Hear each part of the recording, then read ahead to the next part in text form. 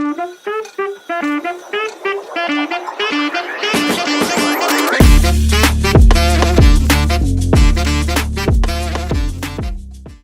tal, amigos?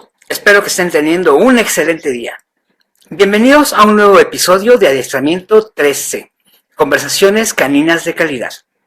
Yo soy Pablo Herrera y estoy aquí para compartir con ustedes mi pasión por la educación canina basada en evidencia científica.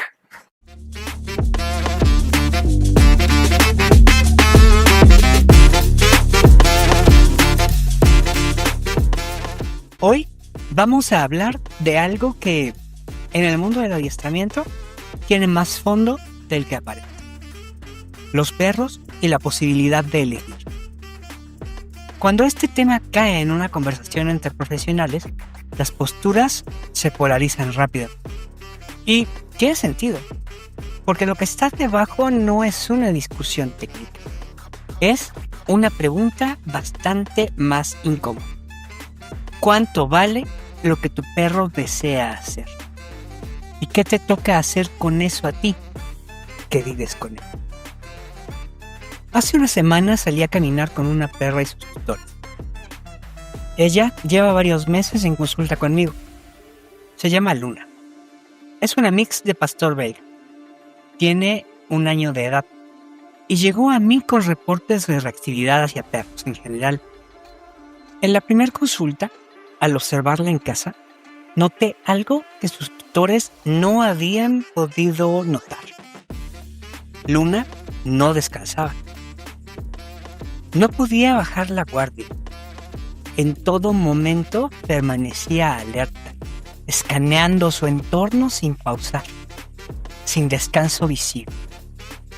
Sus tutores habían recibido instrucciones muy precisas de un entrenador anterior. Misma ruta, mismo ritmo, el perro junto a ellos en todo momento con correa corta y bozal. Y un extenso plan de ejercicios para cansarla. Indicaciones que probablemente tenían sentido para quien las dio y que los tutores seguían al pie de la letra con toda la buena intención del mundo. Pero con el tiempo, ese conjunto de instrucciones se había convertido en una capa más de control sobre una perra que ya tenía muy pocas oportunidades de decidir algo por sí misma. Hay un componente del protocolo general que utilizo con todos los perros que no siempre explico con suficiente detalle, porque para mí surge del sentido común: la libertad de elegir. En la primera sesión que tuve con ellos, después de haber observado la rutina de sus tutores, entendí que teníamos que reconfigurar la rutina desde sus bases. Así es que, al salir por la puerta del edificio, simplemente me detuve. No dije nada, no señalé ninguna dirección. Mi correa larga conectada a un arnés estaba libre de tensión. Luna se quedó quieta un instante, tensa, sin saber qué hacer, temiendo un tirón de correa si hacía algo incorrecto. Me miró dudando, esperando la orden de junta. Cuando esto no sucedió, después de unos minutos, eligió ir hacia la izquierda. Durante los 20 minutos siguientes, con cada decisión que tomaba por sí misma, su cuerpo fue soltando gradualmente la tensión que le había estado acompañando día a día. Para cuando volvimos al punto de inicio, era una perra diferente a la que había salido conmigo. No porque la ruta tuviera algo especial, o porque yo hubiera aplicado alguna técnica de entrenamiento, sino porque esa decisión era suya y nadie interfirió en ella. Lo que esa tarde me quedó dando vueltas en la cabeza no fue el resultado, fue la pregunta que lo explica. ¿Por qué algo tan simple produce ese efecto en el cuerpo de un perro? En los años 60, Martin Seligman y Steven Meyer realizaron un experimento con 2 grupos de perros. Ambos recibían el mismo estímulo desagradable.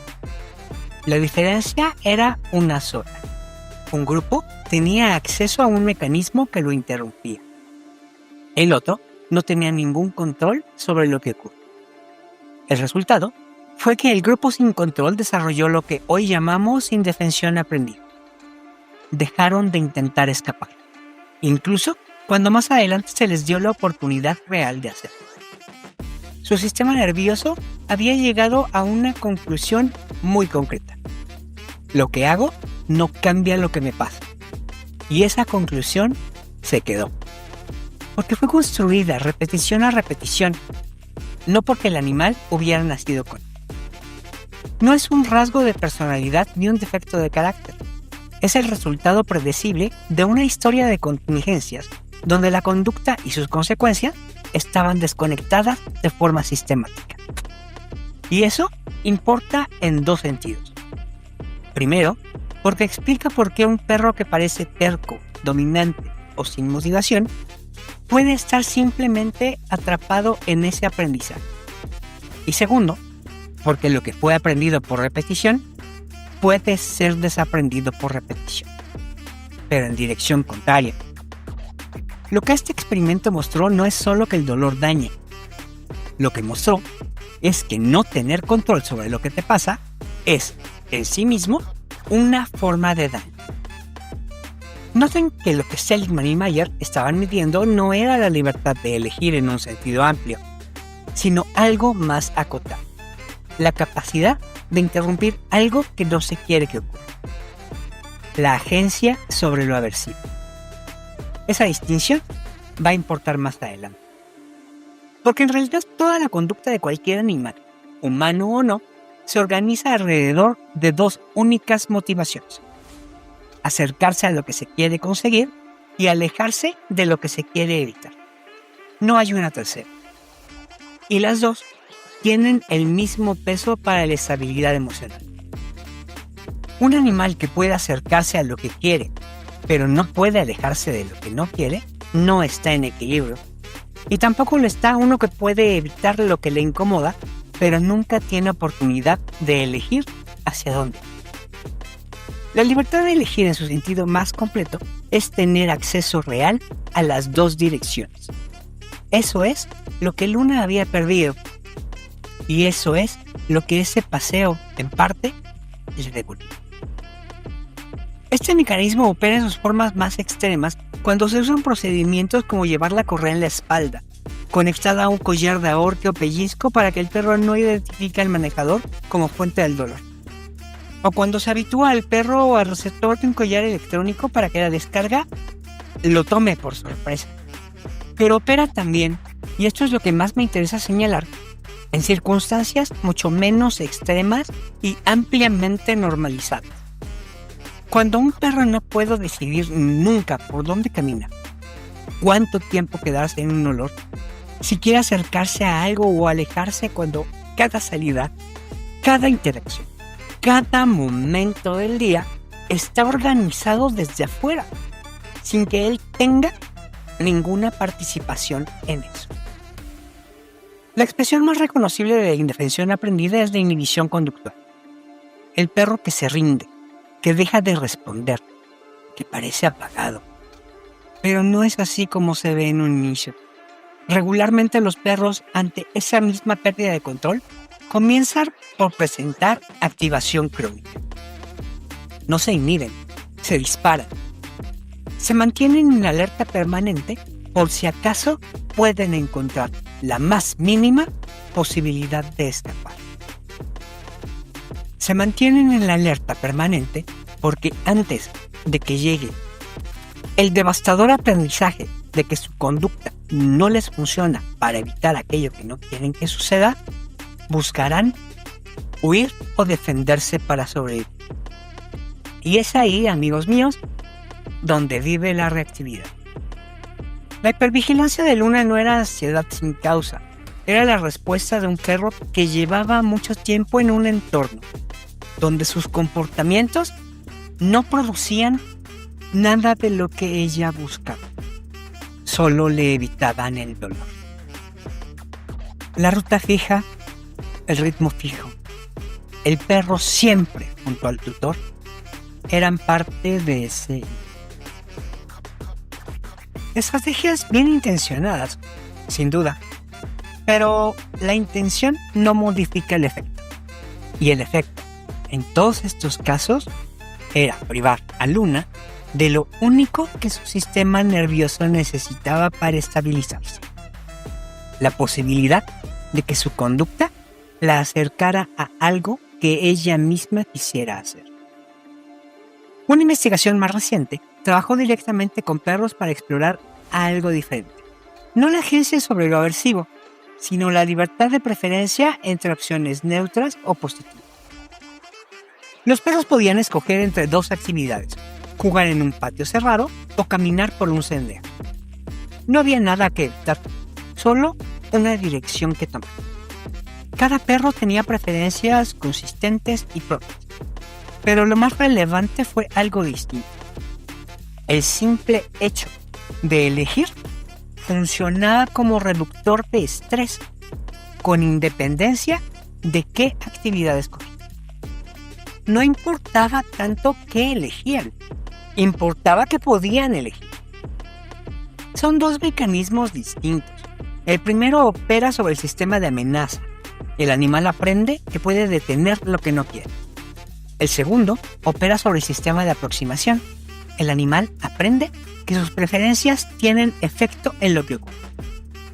Uno trabaja sobre lo aversivo, el otro sobre lo apetitivo, pero ambos convergen en el mismo principio subyacente, que es el control percibido sobre el propio entorno. La experiencia de que lo que hago determina lo que me ocurre. Y eso, como dato, no como metáfora, es lo que produce bienestar o lo destruye. Lo que le ocurrió a Luna en ese paseo fue las dos cosas al mismo tiempo. Eligió la dirección, lo que activó su sistema de aproximación, y no recibió ninguna corrección, ninguna restricción, ninguna consecuencia impuesta desde afuera, lo que desactivó su sistema de amenaza. Por eso el efecto fue tan pronunciado y tan rápido. No fue solo la ruta, fue la recuperación simultánea de ambas dimensiones del control. Decidir algo le hace bien al perro. Y aquí es donde la segunda parte del problema se vuelve más difícil de ver. Si el control percibido sobre el entorno produce bienestar, entonces privarlo de ese control produce lo contrario. Aunque lo hagamos con las mejores intenciones y aunque lo llamemos protección. Por eso, cuando diseño un protocolo para un caso, independientemente de si es similar al caso de Luna o no, darle la posibilidad de elegir no es un gesto amable, un descanso entre ejercicios, ni la recompensa por un trabajo bien hecho. Es una de las partes fundamentales de cualquier tratamiento conductual. Una de las herramientas que incorporo en esta fase es lo que Pet Dog Trainers of Europe propone como principio de paseo. Caminar detrás del perro con correa holgada de al menos 3 metros, sin restricción de movimiento, dejando que sea él quien decida la dirección, el ritmo, los momentos de pausa, no como ausencia de estructura, sino como una transferencia deliberada y acotada del control hacia el perro. Que pueda decidir hacia dónde ir durante el paseo, cuánto tiempo quedarse en un punto de elevación, si quiere acercarse a algo o prefiere seguir de largo, si quiere entrenar o no. Decisiones pequeñas de baja consecuencia para el tutor, pero que construyen algo que no puede construirse de otra manera. La experiencia de que lo que hace tiene efecto en lo que ocurre. Un perro que vive esa experiencia de forma repetida no es el mismo perro que uno que no la ha tenido. Su umbral de activación cambia, su capacidad de aprender cambia, su disposición para cooperar cambia. Y ese cambio no ocurre porque el tutor haya encontrado el premio correcto, un collar mágico o la técnica correcta. Ocurre porque el perro recuperó algo que había perdido. La evidencia de que actuar sirve de algo. Hay quienes creen que dar esas libertades significa perder el control de la relación. Porque si el perro decide cuándo entrenar o a qué hora comer, ya no hay estructura posible. Pero eso confunde dos cosas distintas. Una cosa es el marco, los límites de seguridad, la organización general del día, que sigue siendo responsabilidad del tutor. Otra cosa muy distinta es quién toma las decisiones dentro de ese marco. Puedes tener un día perfectamente organizado y aún así dejar que tu perro elija si quiere trabajar contigo ahora o en 20 minutos. Puedes saber cuántos gramos debe comer al día y aún así observar en qué momento él la busca y responder a eso. O simplemente mantenerla disponible todo el tiempo. La estructura y la autonomía no se cancelan entre sí, se complementan, siempre que el objetivo no sea que el perro te obedezca en todo momento, sino que viva en un entorno donde sus comportamientos tienen un efecto real en el ambiente. El mismo principio aplica en situaciones que habitualmente se resuelven de otra manera. Cuando tienes que hacerle algo que no le gusta, como cortarle las uñas, revisarle los oídos o que lo revise o inyecte el veterinario. La medida habitual ante su resistencia ha sido siempre la misma: inmovilizarlo y hacerlo de todas maneras. Y aquí es donde la anticipación importa más que cualquier otra cosa. Porque si llegas al momento en que tienes que sujetar al perro para hacerle un procedimiento, algo falló antes. Los protocolos de manejo médico cooperativo trabajan exactamente desde ese principio. Se construye con tiempo y repetición la disposición voluntaria del perro a participar. Se le enseña a ofrecer un comportamiento como el popular descansar la barbilla sobre la mano del tutor. Y el acuerdo es claro. Mientras la barbilla del perro esté descansando en la mano, el procedimiento puede continuar con normalidad. Pero si el perro despega la barbilla de la mano, el procedimiento se detiene en el acto. No es desobediencia, es comunicación. El resultado no es un perro que aguanta porque aprendió que no puede escapar. Es un perro que participa porque aprendió que su respuesta tiene efecto. Y es un perro que con las suficientes repeticiones comenzará a disfrutar y a buscar activamente aquello que antes le daba miedo y disparaba sus reacciones de lucha o huida. La misma lógica que Luna en el paseo, la misma lógica que Seligman en el laboratorio, pero en dirección contraria. Habrá momentos, por supuesto, en que no sea posible anticipar, en que la urgencia no admita negociación. Esos momentos existen y no están en discusión. Lo que sí está en discusión es si la intervención sobre el cuerpo del perro debe ser el método por defecto o el último recurso. Cada vez que inmovilizas a un perro que podría haber participado voluntariamente, cada vez que la correa se tensa impidiendo el avance de tu perro, no solo estás haciendo el procedimiento, estás enseñando algo.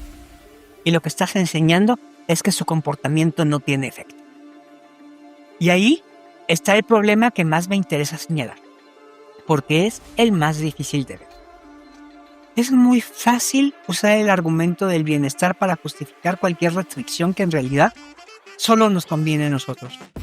Cuando eres el único que interpreta lo que le conviene, hay un riesgo permanente de que las decisiones que tomas en su nombre terminen sirviendo, sin que te des cuenta, solamente a tus intereses y necesidades propias. Si no dejas que tu perro salude a otro perro porque no sabe relacionarse y termina mal, pero llevas meses sin trabajar esa habilidad, lo que estás haciendo es administrar tu incomodidad, no protegerla.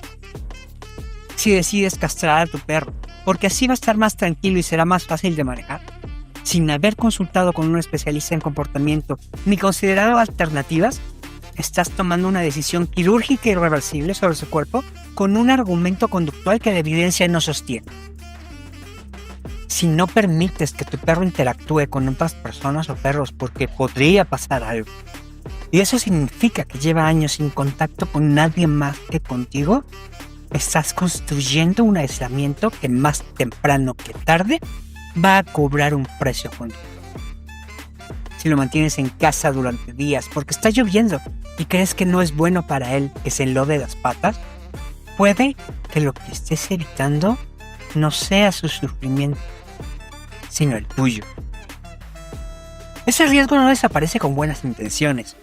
Desaparece cuando aprendes a distinguir entre lo que él no puede saber, poniéndolo en un riesgo real, actual e inminente, y que por tanto justifica que intervengas, y lo que simplemente te incomoda o te complica un poco la vida a ti.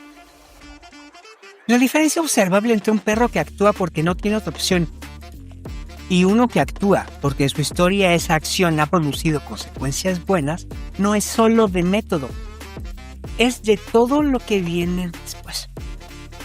El segundo es más estable, más confiable y está en mejores condiciones para seguir aprendiendo. No porque sea más sumiso, sino porque está más tranquilo. Y un perro tranquilo aprende mejor, generaliza mejor y vive mejor. Lo que tú construyes cada día con él, la ruta que decides o que le dejas decidir, el tiempo que le das en cada olor, la forma en la que organizas los momentos donde sí necesitas que haga algo concreto, todo eso acumula. Y lo que acumula es una historia de que sus comportamientos tienen efecto sobre lo que le ocurre, o una historia de que no lo tiene. No hay término medio. Cada interacción suma en una dirección o en la otra. Y eso crea uno de dos resultados, aunque no lo creas. Un perro optimista o un perro pesimista. Pero de ello hablaremos en otra entrega.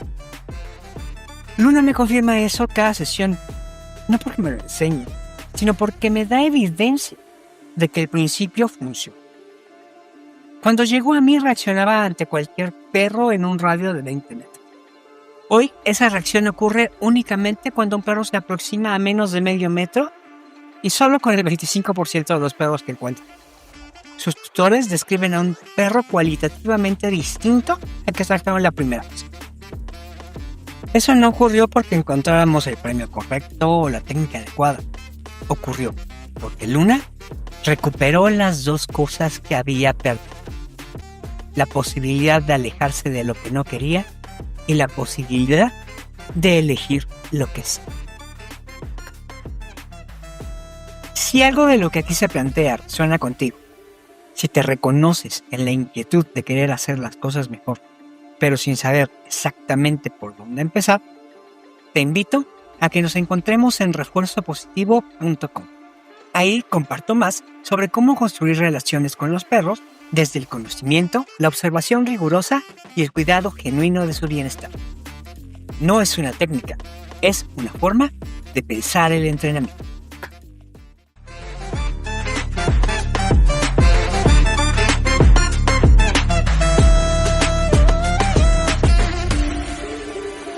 Refuerzo positivo. La expectativa del resultado es lo que mantiene vivo el comportamiento.